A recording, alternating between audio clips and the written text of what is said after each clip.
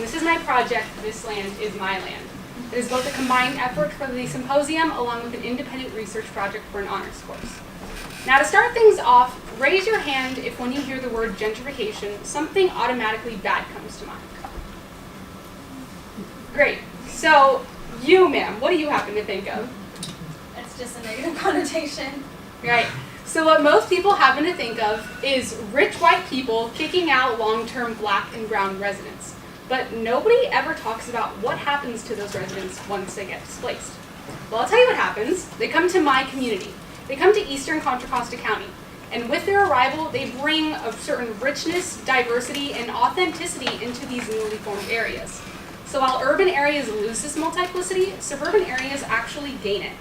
Now, I'm not going to stand up here and deny that gentrification is bad, because this is an economic trend that we should be worried about. And a lot of research has shown just that. But there is very little shown about what happens to those displaced and what happens in the areas that they move into. What is shown is actually a very, very recent study done by KQED, which did their research in Antioch, California. Antioch was made to be a suburban utopia. However, with gentrification, a lot of people have moved there, and there has been a big increase in Section 8 housing. A lot of the long-term residents have said that they actually feel less safe in these areas because of this. And this is something that we should be mindful of, and that's something that's important. But there's also the other hand of the spectrum where these people are also bringing in great diversity and ideas and innovation and culture into these areas. And this then challenges the notion that gentrification is wholly detrimental to a community. And this is also important because suburban areas are places where the majority of you, including myself, live. Now, if you're wondering what gentrification is, it is a process of renewal and rebuilding, accompanying the influx of middle-class or affluent people into deteriorating areas that often displace poor residents. This is happening in areas like the Silicon Valley. You have huge companies that need room for their employees to live. So landlords see that there is a high demand and low supply. They take advantage of that by hiking up their rents, and this then displaces the long-term residents, but it makes room for their new higher-paying occupants. This economic trend also has cultural ramifications. Shaniqua Blake is a journalist for The Guardian, and she actually parallels gentrification to manifest destiny.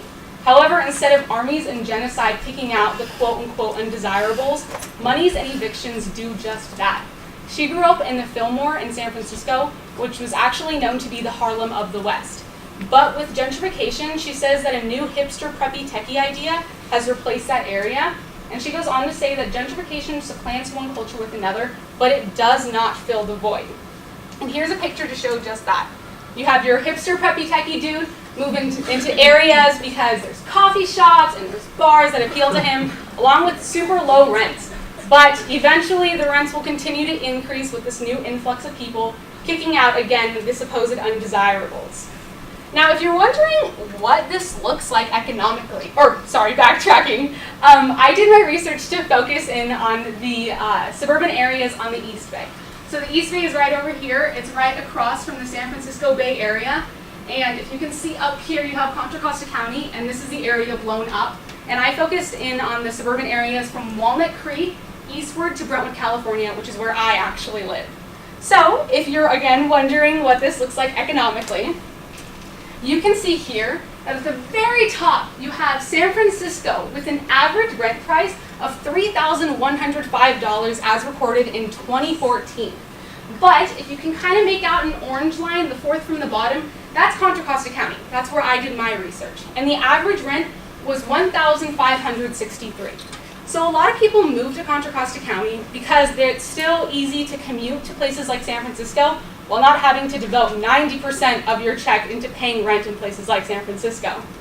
As recorded by Zillow.com, in 2016, the median home value in San Francisco was $1,147,300, and the average rent was $4,350.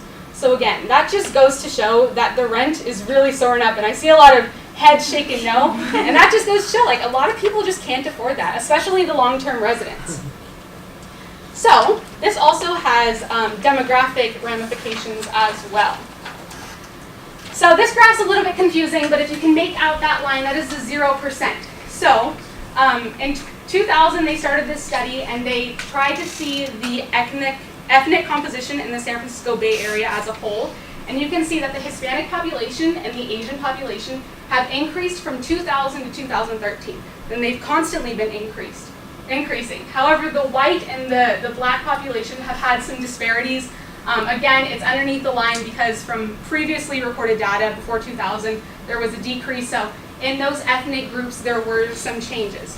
And more specifically, in Contra Costa County, you can see that the white population increased in 2000.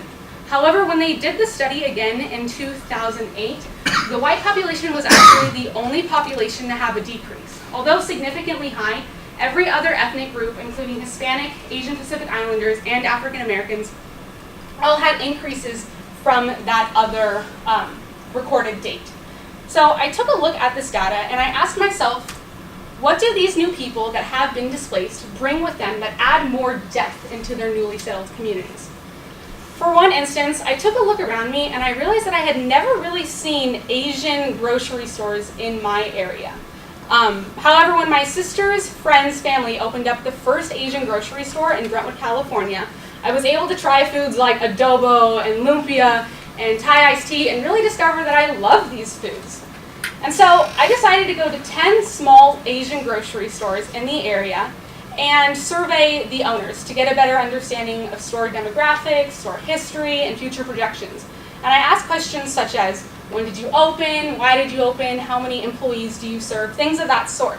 So to give you a better understanding of that, I went to places like India Bazaar and Walnut Creek, and I asked the owner, what is your customer base like and how has this changed within the last 5 to 10 years?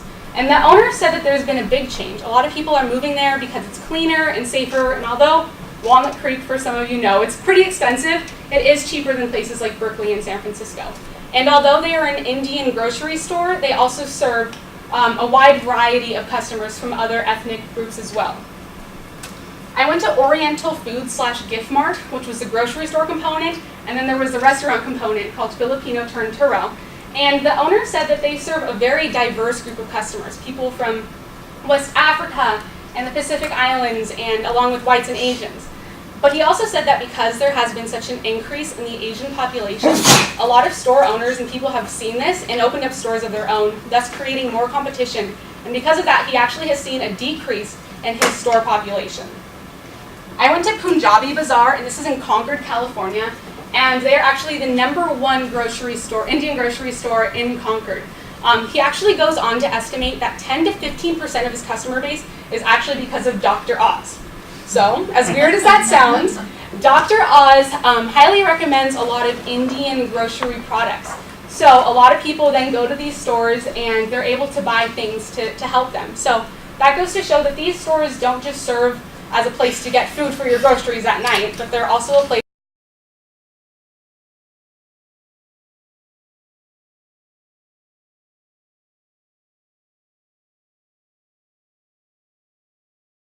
And as you can see, they are a grocery store, but they serve foods. So you can actually try pre-prepared Asian foods and see if you too have a taste for that as well. So when I took a look at the dates that these stores opened, I noticed that only 2 of them opened up in the 1990s. And the same goes for the 2000s. However, in the 2010s, 6 out of the 10 stores opened up in that time period. And that just shows that there was a large increase in the Asian population, and people saw that, took advantage, and decided to open up stores of their own to better serve those populations while also making money off of them as well. And when I really analyzed the questions that I asked them, I asked questions such as, why did you open up in this location amongst this community? And 4 out of the 10 grocery store owners said that they opened because they saw a need. So for example, there was a large Filipino population, but no store to serve those needs, wants, and desires. So they opened up for that reason. And 6 out of the 10 said that they saw an opportunity to build success off of these needs, wants, and desires as well. And when I asked the question, what is your customer base like and how has this changed? 9 out of the 10 said that they serve a mixed customer base. We saw ethnicities such as African, Pacific Island, I saw Middle Eastern, Hispanic, white, and of course Asian. So a lot of people a lot of the store owners don't just serve Asian products, they also serve products that appeal to these different ethnic groups as well. And that was really interesting to me because they're tapping into those other community groups. And when I asked, do you contribute to your community in any ways, I gave them examples such as contributing to baseball teams or charities, fundraisers, churches, things of that sort.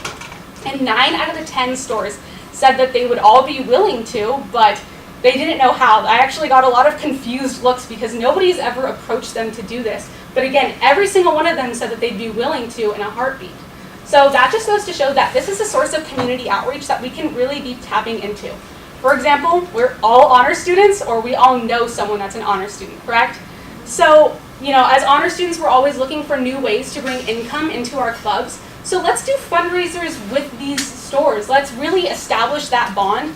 And taking a step back, that really makes the bond between the community and the stores that much stronger, and really integrating them into our community is what's really important. So, inevitably, we know that these displaced people are going to keep coming into places like suburban areas like Brentwood and Antioch, things of that sort, because gentrification is happening. This economic trend isn't one that looks like it's going to stop anytime soon. So, as humans, we tend to focus on the negatives of things. We tend to see change as a bad thing, something that we're not familiar with, something that kind of sets us in a discomfort level. But we can also see this as something that is very good. They're diversifying suburban areas, places that, most people think are kind of bland and boring. But with these different foods and grocery stores, things of that sort, they're really, really diversifying and enriching these areas. So, as a call to action, let's better integrate these people into our community. Because again, their arrival is going to be inevitable. They're going to come no matter what. But with their arrival, they're actually enriching these suburban areas. And again, that just challenges the notion that gentrification is wholly detrimental to a community. Thank you, and I look forward to hearing your questions at the end.